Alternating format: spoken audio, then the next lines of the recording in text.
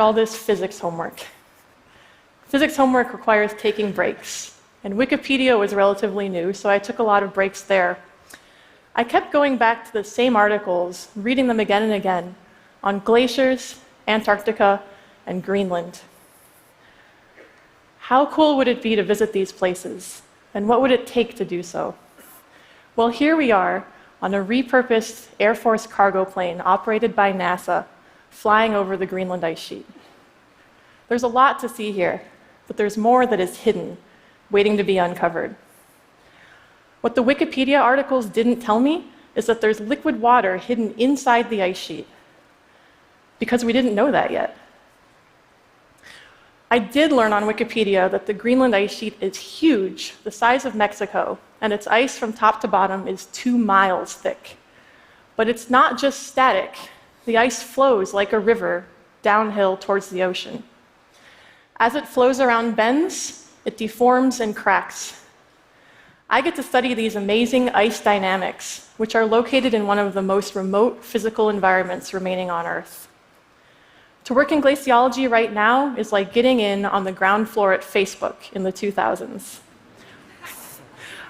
Our capability to fly airplanes and satellites over the ice sheets is revolutionizing glaciology.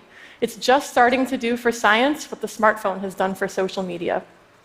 The satellites are reporting a wealth of observations that are revealing new, hidden facts about the ice sheets continuously. For instance, we have observations of the size of the Greenland ice sheet every month going back to 2002. You can look towards the bottom of the screen here to see the month and the year go forward.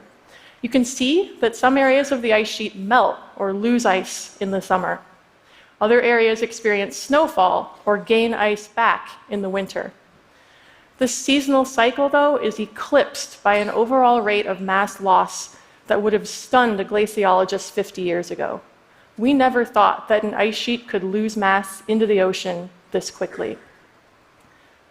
Since these measurements began in 2002, the ice sheet has lost so much ice that if that water were piled up on our smallest continent, it would drown Australia knee-deep. How is this possible? Well, under the ice lies the bedrock. We used radar to image the hills, valleys, mountains, and depressions that the ice flows over.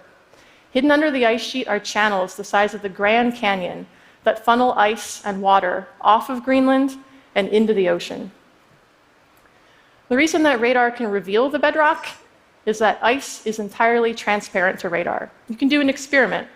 Go home and put an ice cube in the microwave. It won't melt because microwaves, or radar, pass straight through the ice without interacting. If you want to melt your ice cube, you have to get it wet, because water heats up easily in the microwave. That's the whole principle the microwave oven is designed around. Radar can see water. And radar has revealed a vast pool of liquid water hidden under my colleague Olivia, 7 stories beneath her feet. Here she's used a pump to bring some of that water back to the ice sheet surface. Just 6 years ago, we had no idea this glacier aquifer existed. The aquifer formed when snow melts in the summer sun and trickles downward.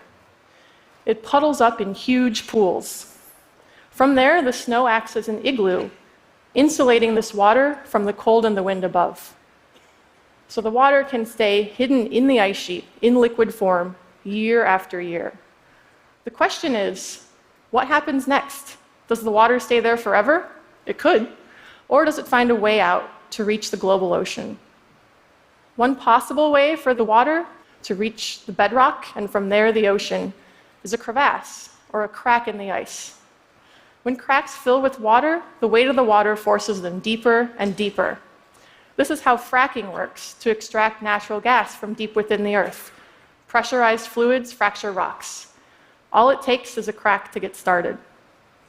Well, we recently discovered that there are cracks available in the Greenland ice sheet near this glacier aquifer. You can fly over most of the Greenland ice sheet and see nothing, no cracks, no features on the surface. But as this helicopter flies towards the coast, the path that water would take on its quest to flow downhill, one crack appears, then another, and another. Are these cracks filled with liquid water? And if so, how deep do they take that water? Can they take it to the bedrock and the ocean? To answer these questions, we need something beyond remote sensing data. We need numeric models. I write numeric models that run on supercomputers. A numeric model is simply a set of equations that works together to describe something. It can be as simple as the next number in a sequence, 1, 3, 5, 7. Or it can be a more complex set of equations that predict the future based on known conditions in the present. In our case, what are the equations for how ice cracks? Well, engineers already have a very good understanding of how aluminum, steel, and plastics fracture under stress. It's an important problem in our society. And it turns out that the engineering equations for how materials fracture are not that different from my physics homework. So I borrowed them, adapted them for ice, and then I had a numeric model for how a crevasse can fracture when filled with water from the aquifer. This is the power of math. It can help us understand real processes in our world. I'll show you now the results of my numeric model. But first I should point out that the crevasse is about 1,000 times narrower than it is deep. So in the main panel here, we've zoomed in to better see the details. You can look to the smaller panel on the right to see the true scale for how tall and skinny the crevasse is. As the aquifer water flows into the crevasse, some of it refreezes in the negative 15 degrees Celsius ice. That's about as cold as your kitchen freezer. But this loss can be overcome if the flow rate in from the glacier aquifer is high enough. In our case, it is, and the aquifer water drives the crevasse all the way to the base of the ice sheet, 1,000 meters below. From there, it has a clear path to reach the ocean. So the aquifer water is a part of the 3 millimeters per year of sea level rise that we experience as a global society. But there's more. The aquifer water might be punching above its weight. The ice flows in complex ways. In some places, the ice flows very fast. There tends to be water at the base of the ice sheet here. In other places, not so fast. Usually there's not water present at the base there. Now that we know the aquifer water is getting to the base of the ice sheet, the next question is it making the ice itself flow faster into the ocean? We're trying to uncover these mysteries hidden inside the Greenland ice sheet so that we can better plan for the sea level rise it holds. The amount of ice that Greenland has lost since 2002 is just a small fraction of what that ice sheet holds. Ice sheets are immense, powerful machines that operate on long time scales. In the next 80 years, global sea levels will rise at least 20 centimeters, perhaps as much as 1 meter, and maybe more. Our understanding of future sea level rise is good, but our projections have a wide range. It's our role as glaciologists and scientists to narrow these uncertainties.